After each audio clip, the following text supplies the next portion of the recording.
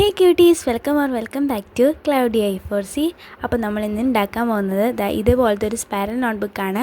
ഇത് ഒരു ring വെച്ചിട്ടുള്ളൊരു spiral നോട്ട്ബുക്കാണ്. പക്ഷെ നമ്മൾ 3 റിംഗ് വെച്ചിട്ടുള്ളൊരു സ്പൈറൽ നോട്ട്ബുക്കാണ് ഉണ്ടാക്കാൻ പോകുന്നത്. അപ്പോൾ എങ്ങനെ ഉണ്ടാക്കുന്നത് കണ്ടാലോ? ഇത് ഞാൻ ആദ്യമായിട്ട് ഉണ്ടാക്കിയൊരു സ്പൈറൽ നോട്ട്ബുക്കാട്ടോ. ഇതിൻ്റെ വീഡിയോ ഒന്നും എടുത്തിട്ടുണ്ടായിരുന്നില്ല.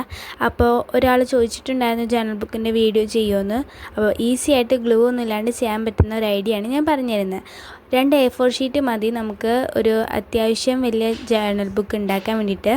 അപ്പോൾ ഇത് വീഡിയോ കാണുന്ന പോലെ ഒന്ന് A4 ഷീറ്റ് മടക്കിയെടുക്കുക. 2 A4 ഷീറ്റും അതുപോലെ തന്നെ മടക്കിയെടുക്കണം. ഞാൻ വീഡിയോയിൽ ഒരു പ്രാവശ്യമായിട്ട് കാണിച്ചിട്ടുള്ളൂ. അത് കഴിഞ്ഞിട്ട് ഇതേപോലെ മടക്കിയെടുത്തിട്ട് നമുക്ക് ആ സ്ക്വയേഴ്സായിട്ടൊന്ന് കട്ട് ചെയ്തെടുക്കാം. നമുക്ക് 2 A4 ഷീറ്റ് യൂസ് ചെയ്യുമ്പോൾ നമുക്ക് 16 ഷീറ്റ് ഓഫ് പേപ്പറാണ് കിട്ടുന്നത്.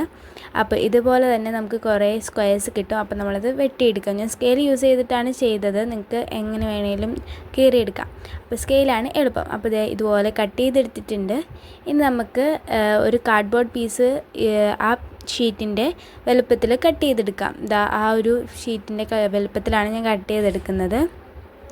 എന്നിട്ട് നമുക്ക് അതൊന്ന് പേപ്പർ വെച്ച് ഞാൻ കവർ ചെയ്തെടുത്തിട്ടുണ്ട്.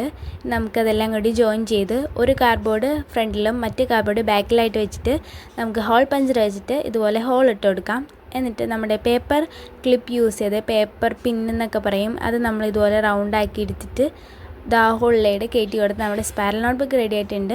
അപ്പോൾ നമുക്കിതൊന്ന് ഡെക്കറേറ്റ് ചെയ്തെടുക്കാം. ഞാൻ ഹാൻഡ് മെയ്ഡ് ആയിട്ട് ഉണ്ടാക്കിയെടുത്ത ഒരു സ്റ്റിക്കർ വെച്ചിട്ടാണ് ഡെക്കറേറ്റ് ചെയ്തെടുത്തിട്ടുള്ളത്.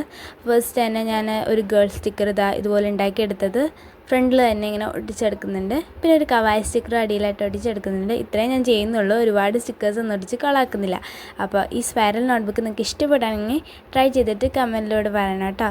അപ്പോൾ 100 സബ്സ്ക്രൈബേഴ്സ് ആവാൻ സഹായിച്ച എല്ലാവർക്കും ഒരു ഹ്യൂജ് താങ്ക്സ്. അപ്പോൾ താങ്ക് യു.